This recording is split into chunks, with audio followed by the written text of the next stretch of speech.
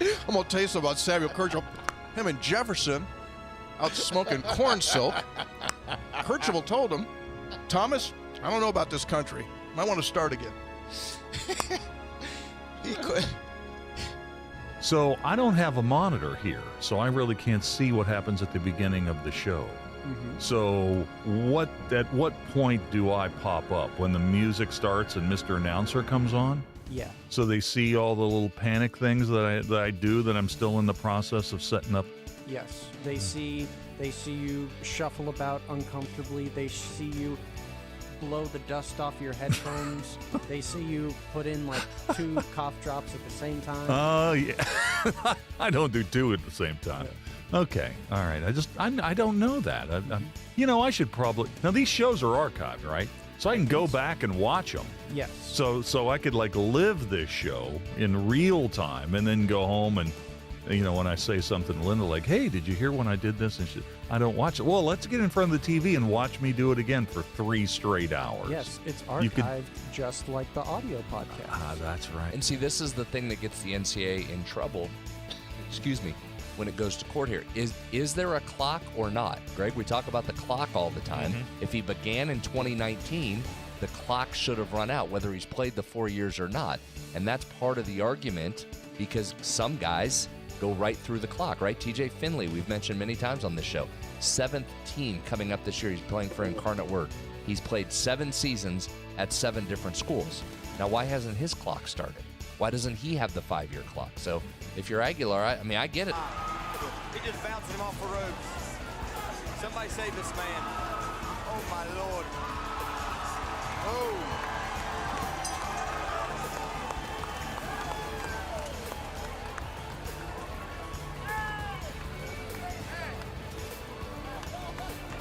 Very nice, very nice. He hit him with everything he didn't want. Yeah.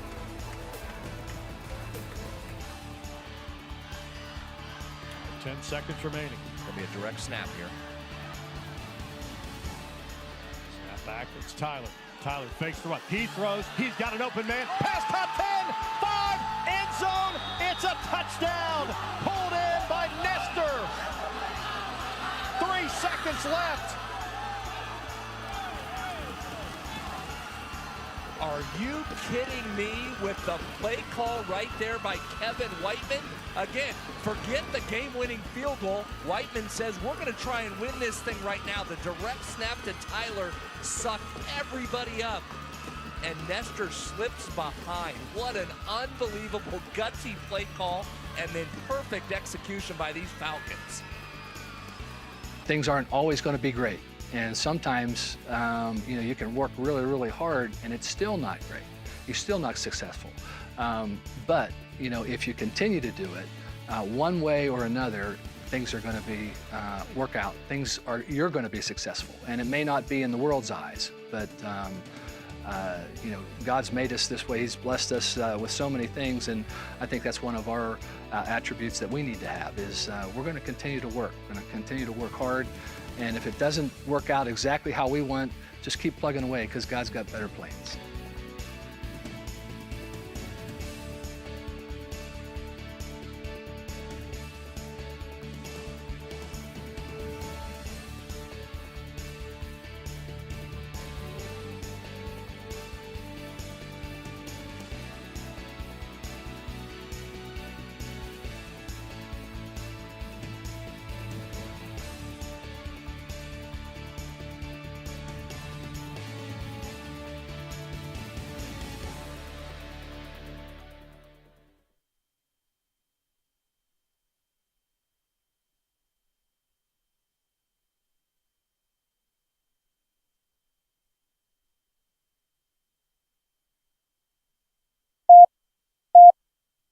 Five, 3. Red 57! Red 57! Hot, hot!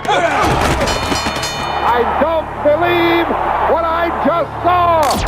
Bill McKenzie hits a 38-yard field goal on the final play of the football game.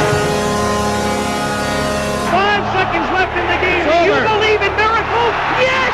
It is a great night to be a Mountaineer wherever you may be. From the home of the state's land-grant institution, inside the Health Plan Studios, in the Dale B. Miller Building in Morgantown, it's time for the state's most listened to sports talk show. This is the CityNet Statewide Sports Line. CityNet, cybersecurity experts for the digital age. And now, across the state of West Virginia and beyond, Sportsline is on the air. Sportsline for this Tuesday. Thanks for joining us. Everybody's here. Everybody's back for probably the only time in like 3 weeks. It's that time of year, right? We've had a lot of things going on. We regather for a short period, but it's nice to have us all together for at least one time. Brad, welcome back. Thank you. Glad to be back. Hope there's another basketball game coming up here soon in the next few days we can get on to. Well, where are you traveling to now? Pretty crazy, guys, that you just think about how late this season went. Latest you've ever played. Yes. At West Virginia. And I saw this stat out earlier today. Corey Balanzi had this, and the stat came from StatHead. But there's only been 6 guys in Division I men's basketball that have played 5+ career games in April. So think about that. Only 6 players, guys. 6 Division I players that have played 5 or more games in April. Currently, among current players. All time. Because you don't play many games in April, and for years it never even got to April, right? So there hasn't been many. So who are they? I'll give you the 4 of the 5 and their records. Alex Caravan from UConn, who just finished up last night. He went 5-1. Grant Hill from Duke, 4-1.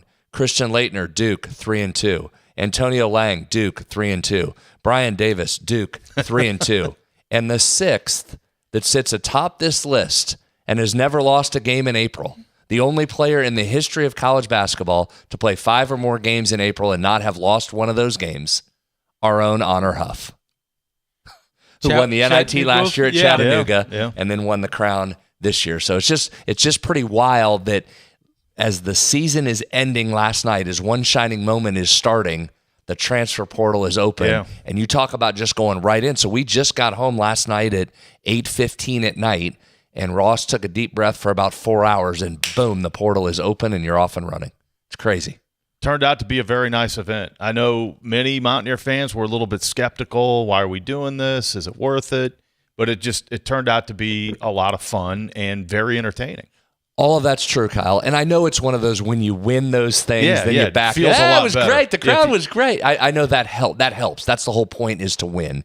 And you always preface it with, as we talked about on the air the other day, you would have rather been in the NCAA tournament. There's no doubt about that. But the fact that you weren't, this was really well done, guys. I thought from a TV perspective, Fox put a lot of resources behind this. This wasn't a one-camera operation. There were cameras everywhere. We'd get off the bus and walk through the back of T-Mobile Arena, and there's 3 cameras on you following the team walking in. So they put everything into this, number one. Number two, I thought the group running the event did a wonderful job of making it feel like it was a big-time event. They were buttoned up with all of their hospitality for players and staff and everybody. They were great. Branding of it was great.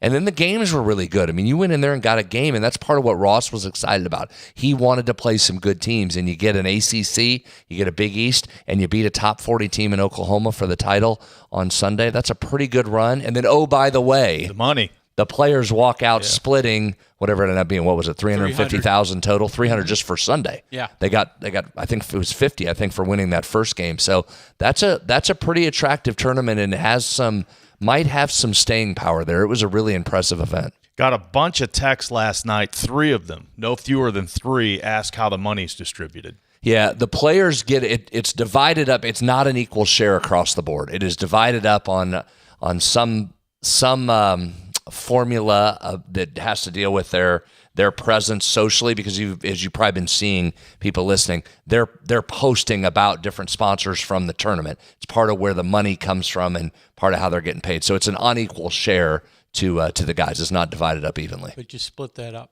But then, as you said, Brad, you have 10 minutes as a coach to celebrate, and then, boy, you turn around. I mean, literally for the 2 teams in the national championship, I was reading things. It had hours. Yeah. Danny Hurley walks into the locker room at 12:10. And it was open. It was. Yes. And he goes, portal open? He's looking at his assistant coaches, and they're already perusing the portal at that point in time because it opened at midnight. And boy, you see today, haven't had a chance to count. I haven't seen a number, but it's just flowing. Yeah, right now. and so that's open. Visits start. West Virginia's going to have people on campus this weekend for the start of the visits.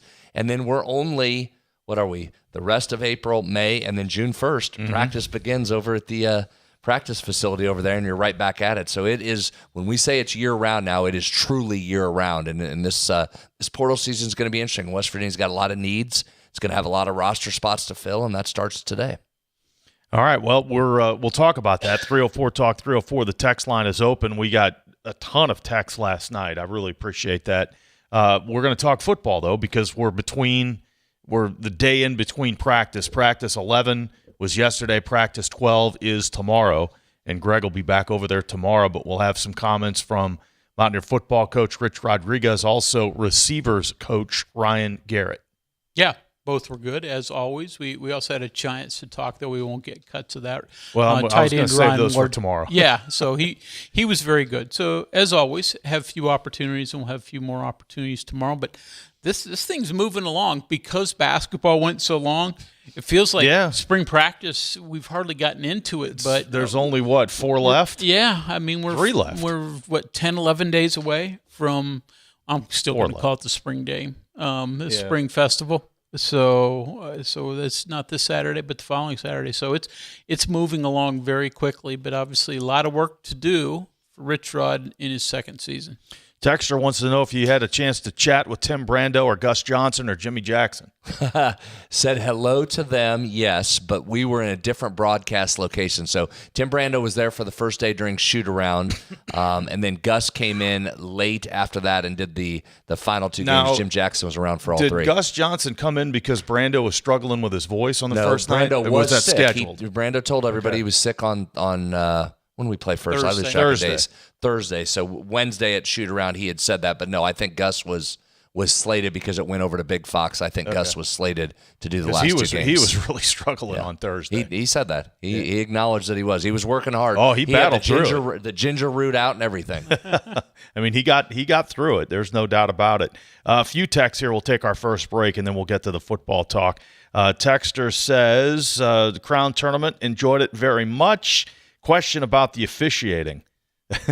But it all turned out the best. So you can go ahead. You can open up now. The season's over. You don't have to worry about repercussions. Well, I'm pretty open up if you listen to the broadcast. Well, that's what this texter said.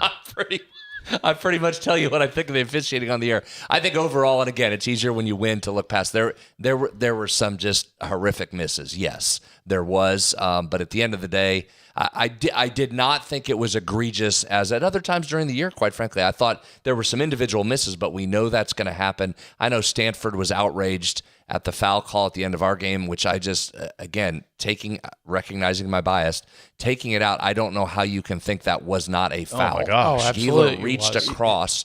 The claim by Kyle Smith, I did think this was interesting. I saw afterwards Kyle Smith saying pretty pointedly that they tried to foul him before earlier. that. I went back and watched that tape. I didn't see it. If you were trying to foul there, you did not do a good enough job of showing that you were fouling because the hand checking was just like it was all game. So I actually thought there were moments, yes, where there were some bad misses, but again, that happens during every game throughout the year. Overall, I thought it was okay. There's no question that was a foul. I mean, they raked him across the arms.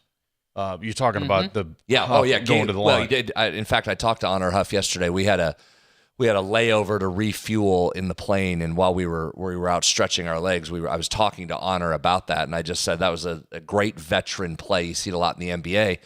And he said, he said as soon as Gieler reached across with his arms and felt it, he said, I ripped right up through. That's what you're taught to do, rip right up through, and there's a foul. And it leads back to, should you foul up 3 or not? It's 50-50. You can find half coaches that like it, half that don't. The reason you don't is the fear of what happened there. If you're supposed to foul earlier and you don't get it, and you wait, and you've got a savvy player with the ball, they can get into their shooting motion, and then you got to have a problem. I think that's what happened because you could see the disgust on the coach's face.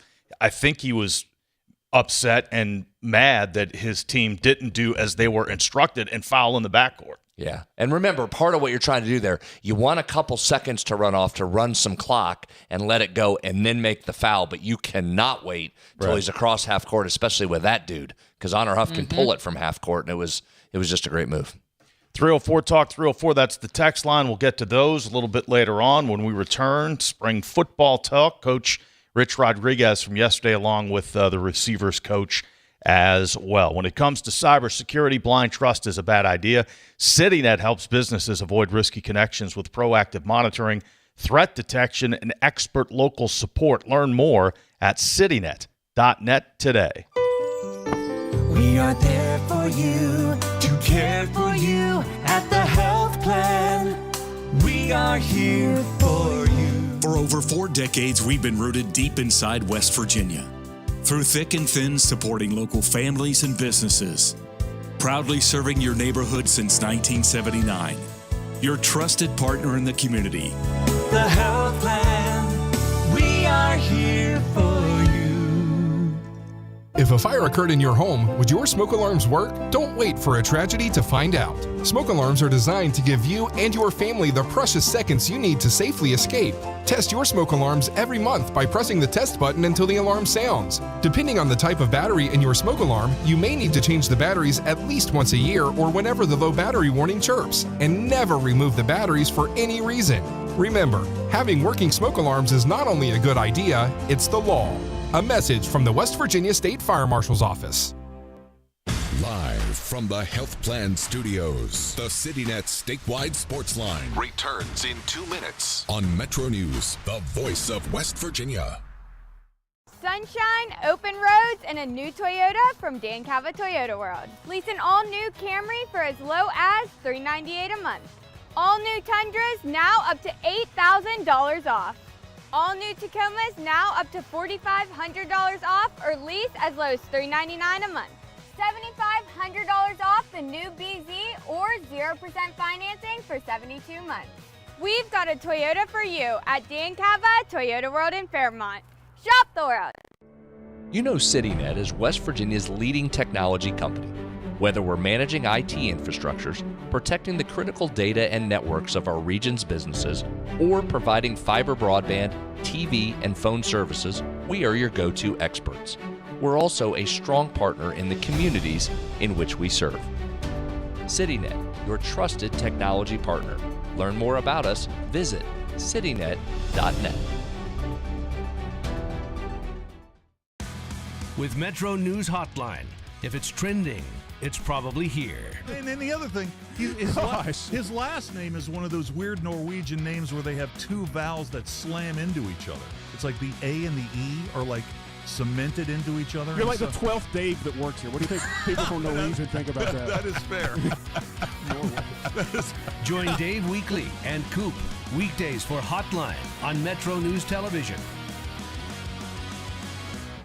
We're Panhandle Cleaning and Restoration, and we're gonna save you.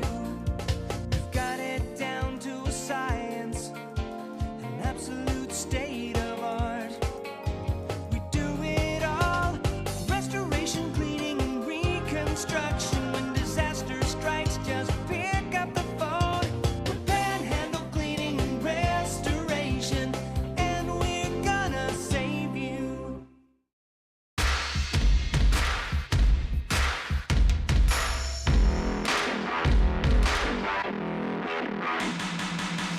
Tuesday night on the CityNet statewide sports line. Kyle, Greg, and Brad with you, at least for one night. It'll be kind of a different lineup night to night for the rest of the week, but that's just kind of the way it is.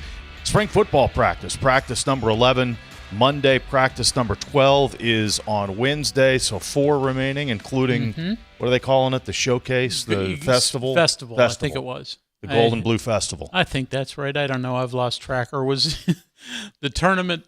the Crown? No, the Crown wasn't a festival. New Era Festival for the fall. You guys are butchering this badly. Yeah, I know. I will look it up here. Anywhere is a spring game on Saturday, April 18th. Let's hear from Coach Rich Rodriguez talking about just how important these last few spring practices are. But I didn't think we got a whole lot better in our last practice. I thought we got a little bit better today. I'm forcing the coaches to hone down the playlist, so to speak. I'm not.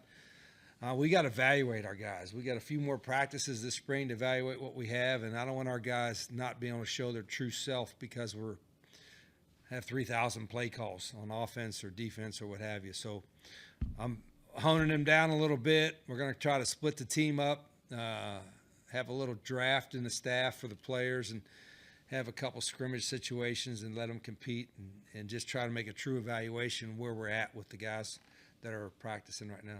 So you've got 4 practices left, including some scrimmages and some heavy evaluation. Yeah, and I've been around Rich long enough. That's always sort of the theme. I mean, you throw a lot of the stuff at the wall early. I mean, well, first of all, he's going to do what he's going to do, right? I mean, you're not going to change a ton, but he'll throw some different things out there, see what they can do. But he's pretty quick in figuring out, let's pare this down, do what they do best, let them go out there and play fast. Sounds like what's going to happen here over the course of the last 4 practices. What about the wideouts? What are they asking the wide receivers to do this spring? Everybody's got a block on a run play, and I don't know, most coaches do that, but I mean, if you got to be willing to at least attempt to do the best you can at blocking, and we work hard. Receiver coaches work hard at it, and that's part of it. And now you got to be able to have guys that can beat press man, win some things on the routes, and we want our wideouts. We have really 4 wide receiver positions. The 2 outside guys, we want them to learn both that and inside. And again, that's part of our plan, is simplify a little bit so we can have guys be able to play multiple positions. And that came up several times yesterday, Greg, the fact that they want the inside guys to know the outside positions and vice versa. Yeah, no, you're exactly right. I mean, that versatility, again, we talk about it some with the offensive line or the secondary or whoever. You want to get your best 4 receivers on the field and then let them figure out what positions ultimately you can work them in. But you don't want to put in your 6th best receiver, but he's your 2nd slot. So you figured it out there. But, I've heard this staff now, and we'll hear from Ryan Garrett, the wide receiver coach, and Rich mentioned it there in terms of getting off against press coverage. And that they, that's a mantra for them, especially for the wide 2 on both sides. And maybe, according to their thought process, as important as any skill that position has. Couple things. First of all, just classic Rich. You got to block. What's the first thing that the receivers have to do? There's only, like, the Army coach would say the same thing as Rich just did. Block. Didn't say anything about catching it. Didn't say anything else until he got going with the block. That's number 1. But Greg, doesn't that make a little sense for a team that does want to run it so much? If you find a receiver or 2 that can get off man press coverage, now the defense has a heck of a question mark here, right? If you want to peel somebody over the top to protect them, okay, now you're 1 short in the box to run it. And if you can't, and if you don't want to do that, then you got one-on-one coverage with a guy that can beat you all day. That's a pretty simplistic approach, but that's right in Rich's wheelhouse offensively, isn't it? Absolutely. Yeah. And what he's had guys in the past that can do it. I think back to a Chris Henry, who could get off press coverage and then beat you deep, and it is when it's going well, it is such a run-heavy offense, and you expect it to be this year as well. But if you got some guys that can make big plays as receivers, that just opens everything else up. And they start sneaking an extra guy down because you're punishing them up the middle or through the run game, and then boom, that's when you hit them. Scotty Fox in his 2nd year, the incumbent starting quarterback, and Coach Rich Rodriguez asked where Fox has improved this spring. I think he's just more comfortable with not just what we do, but what they're doing on defense, and what the coverage is and where to go with the ball. He was really good with that as a true freshman, I thought. And a true freshman at this level, he had a good grasp of that. But I think he understands it even better now. And so I think today he made some really good reads on some pass plays, the things that the defense, some pressure stuff that he saw, and he's got a great release. So he'll keep getting better too. Raved on him, certainly, but that was to a question pointed towards Scotty Fox, because I don't want to leave out Michael Hawkins, because other times this this spring, Rich has talked glowingly about Michael Hawkins as well. So it wasn't that he was ignoring him, just that was the question that was asked there. But it does sound like both of them have shown improvement. Now, again, haven't had a chance to see them ourselves, and the fans will obviously get a chance in 11 days to see both of them. But coaches, when he gives you evaluations, he usually doesn't hold much back, and he's evaluated both those pretty well with high terms. Yeah, that's going to be fun to watch as those guys progress into summer. I mean, Hawkins clearly fits the prototype Rich quarterback a little bit more. He can throw, but he also can tuck it and escape and get out of trouble a little bit more. But I would think that's a nice advantage for Scotty Fox, his ability to know this offense and be able to process it, and not just theoretically from the sidelines last year, but having to be in there in live fire for multiple games. He's certainly going to be ahead of the game, I would think, there. Coach had some comments about overall improvements this spring. Collectively as a group, what has he liked? I think it's still too early. I think we've made, a lot of steps on the O-line. You know, some of the things we're doing up there and some of the guys we're doing with. Defensively, we're longer. I think we're whatever the length is, but I think we're more athletic, bigger in the secondary. That's a noticeable thing. You know, I saw the linebackers made some really athletic plays today, which was good. You know, it hasn't been any one thing that stood out really, really good, but there hasn't been anything that's been a glaring weakness. Like, oh my gosh, we're in trouble there. Which that would be bad because there's not another portal period. You know, like we have what we have. This is who we got, other than a dozen guys that aren't here yet. So I think we can, whatever issues we have, I believe we can fix over time. And one more from the coach, the pass rush. How has it improved with the influx of newcomers that were brought in specifically for that? Well, I want to find out who can beat without the scheme. I don't want to rely on schemes to get sacks. So we got some guys, athletic guys on the edge. I'm going to see if they can, get a pass rush. And you've seen all the good teams in our league, the teams that played in the playoffs, they all had dudes that could pass rush. And they weren't tricky with you. They just line them out there in a wide five technique and see ball, get ball. And we've got a couple new guys there, and we signed them with that in mind. And so we'll see what they can do the next few days.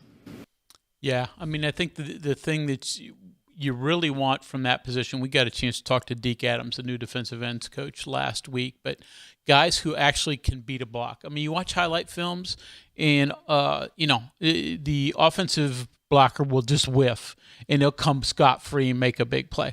Well, that's nice, but really, if you really defeat the block, that's when you know you got a special player. Mm-hmm. Let's focus in on the receivers. Receivers coach Ryan Garrett, he talked about the group of wideouts collectively. Deeper group this year, obviously with a full year to recruit. We were able to hit in a lot of different areas, whether that be transfer, high school guys, or even a couple JUCO players. That was the goal, was kind of cover our bases and really just look for the most talented guys that we could find, not really worry about where they were coming from. I think right now those guys I've been pleased with their intention to work and the way they've attacked it. We've got to continue to improve. Learning the offense with so many new guys is obviously big, but I think we have the right mindset. We just got to get them ready to play this fall. So his thoughts on the group collectively, he was asked specifically about Teron Francis and what he brings to the table. Yeah, Teron's been good. I have to remind myself he's only 20 years old. He had his freshman year at LSU, and that was it. If you see him, he looks like a grown man. So there are times where I got to remind myself, hey, he's still young. There may be some certain things that he hasn't been taught yet, but he's coming along well. He's a guy that we're going to ask to do a lot of different things, and I think he has the ability to help us in a lot of ways. So just want to continue to challenge him to grow up and be able to help us wherever he can, and he's been willing to do that so far. So excited for his future here. Teron Francis, 6'1", 200-plus pounds, transfer from LSU. Yeah, and again, sort of has a little bit of the body type and maybe even skill level as another former Rich Rodriguez wide receiver who also was from Louisiana, and Darius Renaud. He's a thick-bodied kid who can certainly run through tackles once he gets the ball, catches it really well. So is a guy that mainly is going to play in the slot, even though he's 6'1", but I think they feel they can get him the ball, and then all of a sudden he can make some things happen with it. He's a guy, too, just given that he was at LSU. Yeah. So just in terms of athletes, level of athletes that you need, that's one that you certainly hope is able to live up to that pedigree. Jaden Bray back healthy, hopefully, after 2 injury-plagued seasons. Coach Ryan Garrett was asked, how much does Bray's presence help this group? More than you know. You know, Jaden does everything the right way. He's a pro from the way we meet, from the way he practices every single day, you know, and the way he treats his teammates. I have to get on to him sometimes. You know, he's a really, really nice guy, and it stands out in everything that he does, you know, and that's a good thing for sure. But he's definitely good to have around those guys, and he's really embraced a leadership role, I feel, a lot more this season than in the past. So excited for what he could do this year. You know, I think he's bought into West Virginia and doing things the right way. Yeah, just hanging in there, and everybody's hoping for a healthy season from him. Yeah, 2 injury-plagued seasons in his 2 years at West Virginia. I think you sort of lose track of him sometimes in all the discussion because he's played so little at West Virginia because of the injuries. But healthy now, Brad, and if he can stay healthy throughout the year, he's got the skill set to be a major factor. I just had somebody tell me the other day from over there, kid's a pro. Right? I mean, you heard Garrett say it there, but I had somebody off the record say, if he stays healthy, that's a professional receiver. Changes that whole room because now the expectations and the pressure on some of those other guys lessen because there's your go-to guy, assuming he's healthy. All right, we've talked about receivers blocking. Another term that comes up is winning the battle for the contested balls, right? That's go up and make a play. And Coach Ryan Garrett was asked how you evaluate that ability in practice.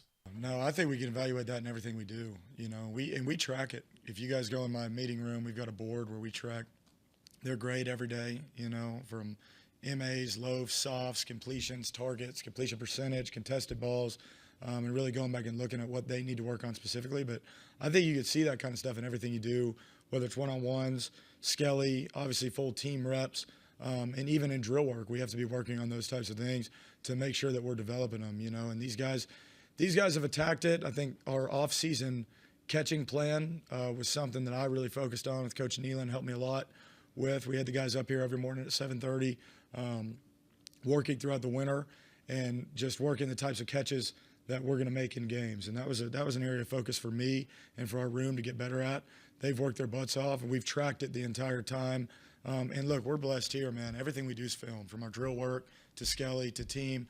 So we can go back as coaches and we label it. You know, Jaden Bray can see every rep he's taken. He can go in, sort it by number 5, and there it is. We have the route in. We see what he's completing at a high rate, maybe some things if they're not completing at a high rate, and that way we can focus on what we need to fix. So a lot there. Very comprehensive approach to it. There is the day of getting away with something in practice is long over. Between the GPS units, the constant filming, Brad, the eye in the sky is right there at all times. It is, but what a great tool. And as he mentioned, those guys can sit at home and pull it up on their phone or their iPad and check it out. So the information that's available to those players, too, is really jaw-dropping. A couple of JUCO guys, Kedrick Triplett and Keon Hutchins. Coach Ryan Garrett asked about that duo. I think it really depends on the kid. You know, first of all, both of those guys can really, really run, and that's what we wanted them for. You know, they stand out. I think they're 2 of the fastest players on our team right now. In my experience, I think a JUCO guy can be better than a transfer. I think a transfer guy can be better than a JUCO guy. You know, there's a lot of different reasons why a kid ends up in JUCO. Maybe they were at a smaller school and were under-recruited. That was their only option. Maybe it was a great thing. You know, it's just a matter of them making the most of it. I personally have really enjoyed having both those kids and recruiting them. You know, you talk about a kid where you try to find their hard edge. You can find that in JUCO guys a lot of times, you know, because they've gone through it. They're not used to everything we have here, and they come in, they're ready to work and really embrace it. So both those guys can run. I think they fill those voids for us, and they're both going to have the opportunity this fall. So both slot guys there. Greg Triplett certainly kind of fits that. Yeah, I think Hutchins could be a wide guy. Okay. You know, again, because of just pure speed. Hutchins is bigger. Yeah, because of pure speed, they both, you think, can take the top off of defense. So they could be the versatility guys, but I think Hutchins is probably more of a wide guy. Rich went through and listed who were slots. He was not one of those that he listed. But Triplett was. Yeah. Okay. And that speed is just critical, right? Yeah. Rich said it last year. Before the season even started, he needed more speed. He knew he needed more speed. His quote to me was, "We need breathtaking speed." That's what he's looking for. All right, one more from Ryan Garrett here, a little bit more on the receivers blocking. Yeah, we're always preaching that, and that's something I'm always going to stress to get better at. It needs to improve from where it was last year. I think we're going to improve that. We've been working hard to do it. It starts with their willingness, and as a coach, for me, that means developing that. We can't ever accept a guy loafing on the backside of a play. Our wideouts don't ever watch. We're going to chase it down. We want to finish with our hands on the DBs, and I've got to do a good job of pointing that out when it doesn't happen and really, really emphasizing it, and that's something I've personally challenged myself with this season, something we've been good at in the past. I feel like we can improve that tremendously from last year. So I've got to coach that, and those guys have to buy in. Mm-hmm. Hands on the defensive backs. Hands on, and again, these spring practices are always intriguing. I'm always intrigued by some of the drills they do, and we didn't get into it, but Ryan Garrett explained some of them in terms of catching drills. And one thing that they do is they've got footballs that have painted noses. One side's gold, one side's blue. And, they'll throw one way or the other. And the receiver, while they're catching it, not after they catch it, but while it's in the air, what color is coming to them? So he knows that they've got their eyes on the football. I always find those type of things really intriguing, how coaches handle Greg, that. that's Kyle, that's an old baseball trick there. I remember there's Sports Illustrated had an article years ago about Greg Jeffries. Remember him? Mm-hmm. And that was one of his training messes where you put the number on the tennis ball and then hit, and you got to call it out before you hit it. That's going a little old school there for Mountaineers. I like that. Yeah, very good. A lot to digest there in terms of our spring football segment. We've got a lot of texts coming in. 304 Talk 304. Anything that's on your mind, shoot us the text. We'll get to those when we return. This is the CityNet statewide sports line. We're inside the Health Plan Studios since 1979. The Health Plan is called West Virginia home. From humble beginnings, they've grown alongside West Virginia, becoming a part of its fabric. For over 4 decades, they've been here through thick and thin, supporting local families and businesses, proudly serving West Virginia for over 40 years. The Health Plan. Some relationships just work better with trust, reliability, and great communication. That's why more West Virginians are choosing CityNet Gig Fiber. Fast, symmetrical speeds, no contracts, no data caps, and local teams monitoring the network around the clock. Plus, for a limited time, new residential customers can get 50% off any internet plan for a full year, with plans starting as low as $25 a month.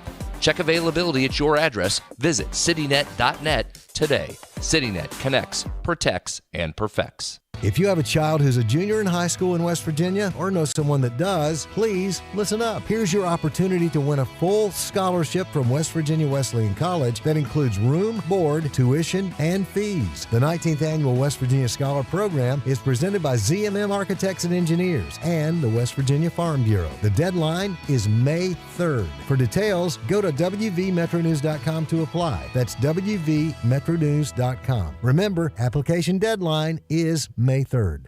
Live from the Health Plan Studios, the CityNet statewide sports line returns in 2 minutes on Metro News, the voice of West Virginia.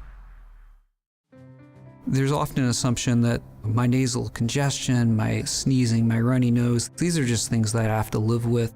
A lot of times patients will tell me, I've tried every allergy medication, every nasal spray, I've done it all, doc. And then I'll frequently say, what about this? You need to come to the WVU Medicine Sinus and Allergy Center. If those things haven't worked, there are new options, new treatments. There's probably something we can do to help. You don't just have to live with those symptoms. Longer days, warmer drives, and better deals at Dan Cava GMC. Hit the road in one of our new luxury GMC Acadias. All this and more at Dan Cava GMC in Bridgeport. Shop the world. Download Metro News Television on your iPhone or Android. Search Metro News Television in your app store.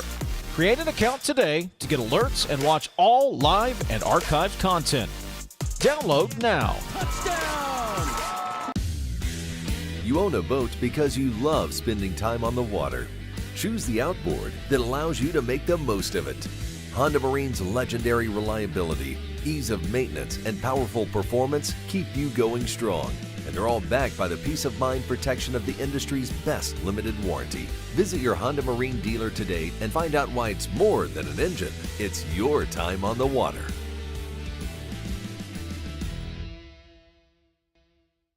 Leading the efforts to build a stronger West Virginia, the High Technology Foundation has a proven plan to strengthen and diversify our state's economy. The I-79 Technology Park's high-capacity infrastructure continues to attract advanced federal operations that are driving economic growth. This keeps our young, educated residents in the state and brings West Virginians home. The High Technology Foundation, building a stronger West Virginia. Learn more today at WVHTF.org.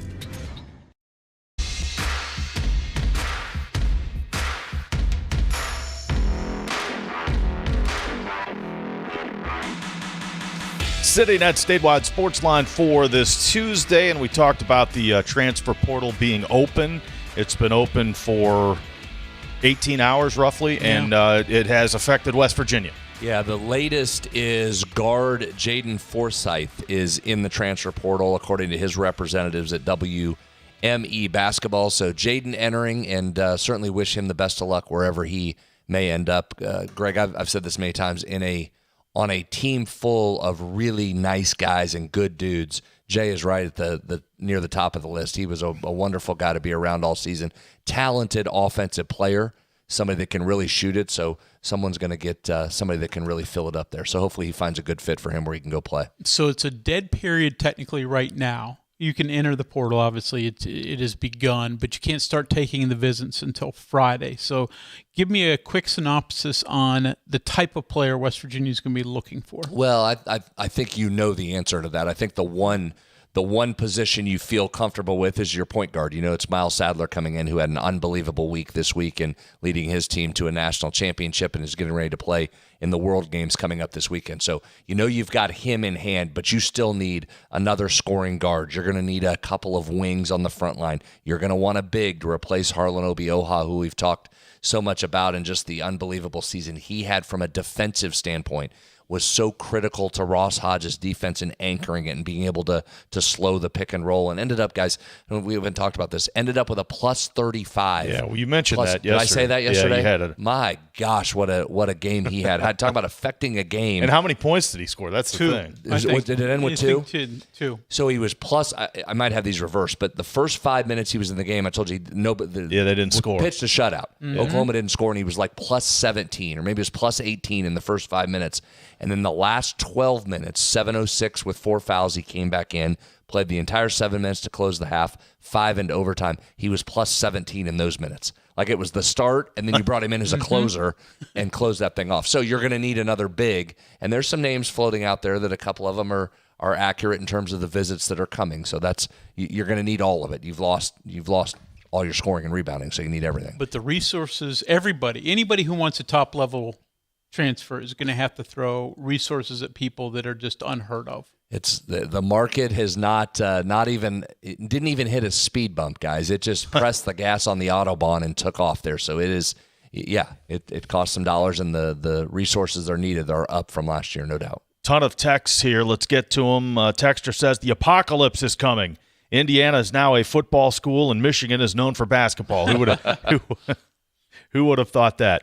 Texter asks, what are the chances of keeping DJ Thomas for next year? He was impressive this week. Yeah, well, he's impressive all year, and he certainly helped to lead that win over Creighton when he was just fantastic. But you could probably pick out 3-4 games this year where if you don't have his shooting, you don't win the games. Kind of like the Joe Yesufu role from last year. And he was thrust into action because of Jackson Fields' injury, and that certainly benefited him greatly to be able to play as a freshman as much as he did. But you also know what else that did? Raised his price. There's no secret. So it raised his price. So, Kyle, I told you yesterday, right. I mean, here's the reality of the situation. If all things are equal and the number works, you want DJ Thomas back 100 times out of 100. You would love to take his skill set back, his personality, everything he brings to the table. You'd love to have him back with a year of experience under his belt, given his size. But you just don't know what the market is going to bear. And at a certain point, this moves now from personal to business and you have a salary cap, whether it's the hard cap of the revenue share or the cap that each school has in itself. You can't just have an unlimited spend. So you've got guys slotted and you've got positions slotted. And if someone comes in and makes an offer for DJ that you don't feel you can match or that you don't feel matches what he returns to you, you might have to let him walk somewhere else. So it's one of those, do you want him back? 1,000% you want him back, but you may not be able to based on what these offers are going to do. It's like buying a house, Kyle. There only needs to be one silly offer to blow the market out of range. And at some point, sometimes you might have to say to guys, hey, we love you. If you can go get that, you've got to go get that. So we'll just have to see how that one plays out. Question for Greg. Even though Honor Huff was here for just 1 year, is he eligible for the WVU Sports Hall of Fame? He deserves it. Good question. He's not? No. Why? You have to be here 2 years. According to current rules. Okay, now don't you think I'm not going to? That may have to change because in today's world, wouldn't you think that has to change now? I would think, given the way this is. I'm not on the committee, so I can give you my unvarnished opinion here, Coach Hunter, and you don't have to respond. But I would think a Javon Small and an Honor Huff in particular are Hall of Fame players, in my opinion. Yeah. Well, again, we talked about this yesterday too. A summer show, sometime in late June or July, we've got to rank the top 10 individual basketball seasons in WVU history, and does Honor Huff get in that top 10? It's all great questions, but we had that discussion last year as a committee. Does that rule need to change? Now, we haven't changed it yet, and we'll start committee meetings here within a few weeks. But it's something we never had to worry about really before. If you're only here a year, okay, you didn't really deserve it. But now there are guys that are one and done types. I won't keep this going because you're right. It's a great summer topic, but the reverse also comes into play there. So Honor, you have a school record, the single season school record for made three-pointers. So you got to be an obvious contention for that. But how about the flip reverse of that? Is Oscar Tshiebwe a WVU Hall of Famer? He ends up being a National College Basketball Player of the Year. He didn't do it while he was here, but he ends up doing that. So there's some, you could have some fun with those discussions this summer. Texter says Coach Hodge said on the Three Guys Before the Game podcast that this team was not built to run. They proved him very wrong when he turned him loose in the Crown Tournament. That's part one, but let me get to part two. In Big 12 play this year, 6-1 when scoring over 70 points. In my opinion, they should have been more fast tempo all season. Yeah, I understand what people are saying there. If you go look at the possession numbers for these games, they weren't too far off from what they were during the regular season. And some of that, again, is based on matchup and who you're playing. And you had an advantage in this tournament that you faced teams that had short turnarounds to prep for you, on a Creighton and an Oklahoma in particular. And you weren't dealing with defenses at the level you dealt with in the Big 12. And I think that's one of the things we have to remember. This gave me an additional appreciation for the Big 12 guys. We talked about how many teams, what was it, 8 that were in the top 40 defensively or top 30 defensively in this league. That changes your equation of how you're trying to win games. These matchups just presented themselves, the last two in particular. You were just much better than Creighton. They didn't have any ability to stop you offensively. So you weren't necessarily running a lot more. You were picking your spots where you could run, which Ross said all year. He was happy to do that during the season. But when you're playing a Houston type of team, you better make sure you can run without the turnovers. And I think some of this was just matchup based while you saw a little faster pace. That doesn't necessarily mean it would have worked against an Arizona and Iowa State, a Houston, some of those teams you faced regularly. Football question. Texter asked what happened to the running back that had such a great game against Pitt last year. Ty Edwards, close to 150 yards and 3 touchdowns. He was out of eligibility. Yeah, eligibility was over. Talked about some transfer portal, medical redshirt stuff, but as far as I know of, nothing ever came of that. He's certainly not here. And I don't believe he went anywhere. Got to get an next break in, but another texter about Harlan Obioa playing football. Wish West Virginia could get him into some pads this fall. And the texter asks, anybody know any good attorneys? Well, yeah, that part we do. Yeah, we got that part covered. 304 Talk 304. We'll clean up the text line in a moment. We did have the Cleveland Guardians play this afternoon. Their game is over, and they beat Kansas City 2-1, and how deprived of Hedgesville. Well, yeah, that's what I was just looking here. Our guy Chase DeLauder did not start. He did pinch hit, and he drew a walk. So he's at 286, I believe, still at 8 home runs on the year. So DeLauder's average at 286 and off to that blistering start for the Cleveland Guardians. They beat Kansas City 2-1. Paul Skeens pitching for the Pirates this evening. That game is underway, and Skeens got him out. The Padres in the top of the first, so the Pirates batting in the bottom of the first there. And the West Virginia Cardinals underway. Let's see. They're scoreless against the Nationals. We'll see if our guys are in the starting lineup. Yep, J.J. leading off. He drew a walk in the top half of the first inning, and Victor Scott in the lineup playing center field and hitting ninth as well. All right, we'll clean up the text line when we return after this on the CityNet Statewide Sports Line. Your heart deserves world-class care. Close to home and always within reach. At WVU Medicine's Heart and Vascular Institute, we offer everything from routine checkups to advanced treatments, helping you manage heart disease, high blood pressure, and more with personalized care. For more information, visit wvumedicine.org/heart. We are there for you, to care for you at the health plan. We are here for you. For over 4 decades, we've been rooted deep inside West Virginia. Through thick and thin, supporting local families and businesses. Proudly serving your neighborhood since 1979. Your trusted partner in the community. The health plan. We are here for you. Live from the Health Plan Studios, the CityNet Statewide Sports Line returns in 2 minutes on Metro News, the voice of West Virginia. We're Panhandle Cleaning and Restoration, and we're gonna save you. We've got it down to a science, an absolute state of art. We do it all, restoration, cleaning, and reconstruction. When disaster strikes, just pick up the phone. We're Panhandle Cleaning and Restoration, and we're gonna save you. Stay connected to what's happening today in West Virginia. What about this and what about that? And it just went back and forth. And I was just the guy reading the text. Okay, so what's your take on the whole thing? Well, now you just get me fired up. Now Right. you just So I'm get me gonna turn on. I'm gonna run down to Wendy's and grab a burger, and I'll be back. Join Dave Allen weekdays for midday on Metro News Television.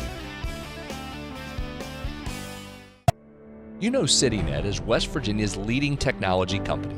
Whether we're managing IT infrastructures, protecting the critical data and networks of our region's businesses, or providing fiber broadband, TV, and phone services, we are your go-to experts. We're also a strong partner in the communities in which we serve. CityNet, your trusted technology partner. Learn more about us, visit citynet.net. We are there for you, to care for you at the health plan. We are here for you. The Health Plan proudly supports our active and healthy communities and has been your most trusted carrier for over 40 years. Log on to healthplan.org for more information. We are there for you, to care for you at the health plan. We are here for you.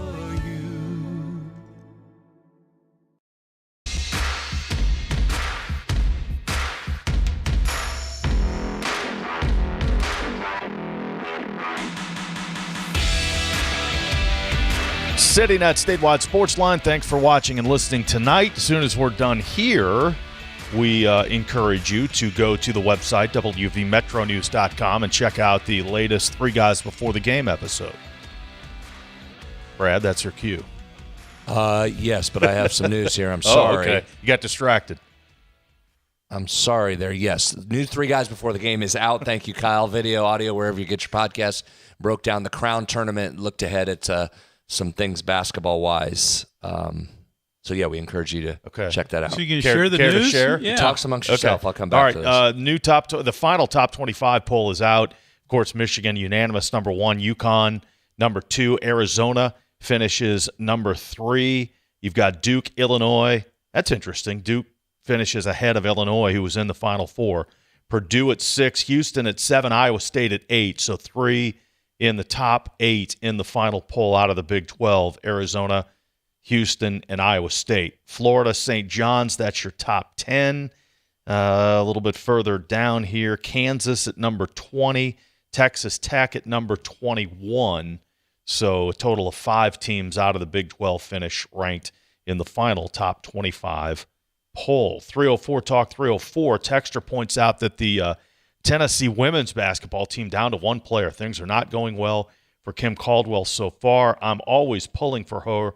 I hope it turns around. I am too. She was one of the greats, dealing with her all those years at Glenville State, and that is unbelievable because they beat Connecticut last year and went to the Sweet 16, and this year the bottom fell out. The first time, I believe, first time ever that they went out in the first round of the NCAA tournament, and they also went out in the first round of the SEC tournament. In fact, they lost their last 8. They clearly had some chemistry issues, not just player-wise, but also on staff. There's been significant staff changes for her as well. I think that'll get itself back on track. Here's what I was checking just to confirm. According to League RDY, at League RDY on Twitter, DJ has entered the transfer portal. So, again, as I was saying. Yeah. That is big news. That's really big news. Not necessarily good news for West Virginia, but big news. 304 Talk 304, that's the text line. Texter asks, how good was the Stanford guard? I mean, he's as good as pretty much anybody played this year. Really good. He's right in that group. He's certainly a lot smaller than Darren Peterson or A.J. DeBonsa, but he's very good, electric with the ball in his hands, and as you saw for that stretch, he was really difficult to stop. Again, a masterclass by Ross of throwing in what they call their earmuffs defense, where they run 2 at you. It was successful against Kansas State. That's where you'd seen that before. And we talk about the inability to prepare like you would during a season. Stanford really wasn't sure what to do with that particular defense when it came. And to West Virginia's benefit, Corey started giving the ball up right away and never got it back. And that was the difference in the game of being able to get that win. But he's really talented, Kyle. Is he an NBA guy? Oh, yeah, he's an NBA guy. Yeah, he could go this year and probably be a late first-round pick. He's also got offers reportedly on the table for multiple millions of dollars, and Stanford may keep him. Education was important. As you know, he was committed to Harvard originally. 304 Talk 304, one more text about how the money was divided up. I think we said earlier that it was an uneven distribution. Correct.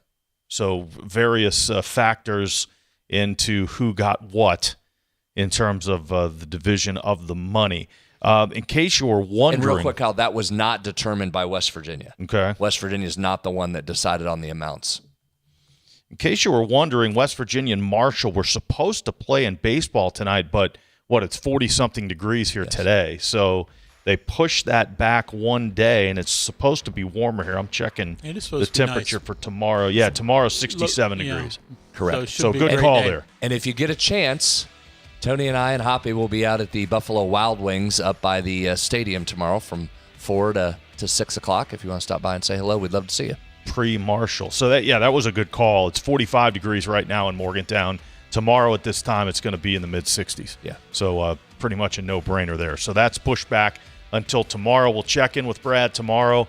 Off the top, get a scene setter for the WVU Marshall baseball game, and we'll also recap a little bit spring practice number 12 for the Mountaineers. Guys, good to see you. Probably won't all of us won't be together for a few more weeks, but that's okay. It's that kind of season. From the Health Plan Studios, the CityNet Statewide Sports Line is an exclusive production of the Metro News Radio Network. All rights reserved.